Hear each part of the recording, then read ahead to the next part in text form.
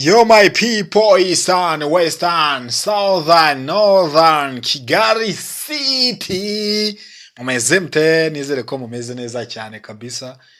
Ibintu n'uburyohe muri studio za GGTV, ibintu biraryoshye cyane. Uyu munsi ni GG Gaca ntabwo ahari.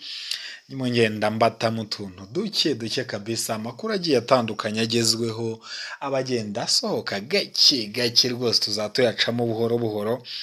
Nta kibazo, nta mutima mubi, nta nda y'umujinya, nta kikango, ntaki. Kubera ko ni ibintu twiyemeje ko tugomba buri kuru risohotse ryose tugomba kujya tubaha amakuru za ndani, za zindi zamo imbere za nyazo. So ibyo ngibyo byo twarabyemeje. Nimba utarakora subscribe, ukora kuri subscribe, kore ukazogera kugira ngo video zacu ntihakagire nimwe gucika, hanyuma ujye ubasha kudukurikirana by'umunsi ku munsi. Ni GGTV, uyisangize n'abandi, nyamuneka ntukaryoherwe wenyine, uryoherwe mwese mukanda subscribe kuri GGTV. Turyoherwa n'ibiganiro tujya tubanyuza, ndetse na filime yanyu mwakunze cyane iri komedike cyane tugenda tubanyurizaho y'uburara series, muzamugenda muyibona gake kabisa. Buri munsi tubaterekaho gake kamwe gahoro. So igihari inkuru nyamukuru nzanye ubu ni ukubabwira ko intare yaje. Saburiya igitsina gore twamwita intarera, kandi se bo tutamwita n'intare y'ingore, turabyita gutera. So mwaramukunze cyane, mwishimiye uburyo cyagenda afasha abantu bagiye batandukanye, harimo yakuye rwose Gicumbi, urwarwa rwaramwishe, ariko akagerageza kugira ibyawuko amugira. Yaka n'umwe mu bantu afata nk'umubyeyi we nandetse. So mwaramukunze cyane, mwaramwishimiraga. N'umuntu wabateye icyo bita emotion, amarangamutima mu rurimi rwacu rw'ikinyarwanda. So mwaramukunze muri filime zigiye zitandukanye nyarwanda, yabikoraga neza, kinaga filime nziza pe, za filime kabisa ureba ukumva wanarira,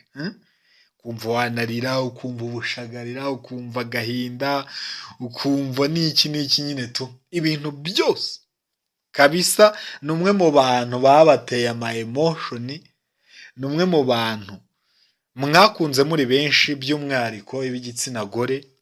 Rwose mwaramukunze cyane.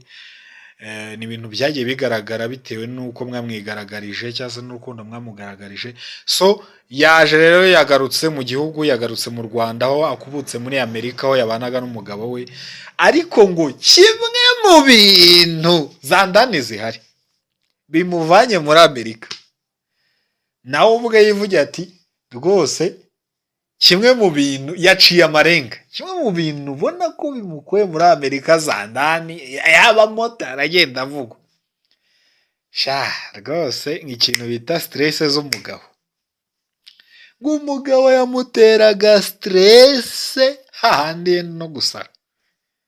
Ni abagabo abagabo b'aba diaspora bite byanyu, k'abakobwa bacu mushakira aho ngaho bagaruka barira, bite byanyu kweri.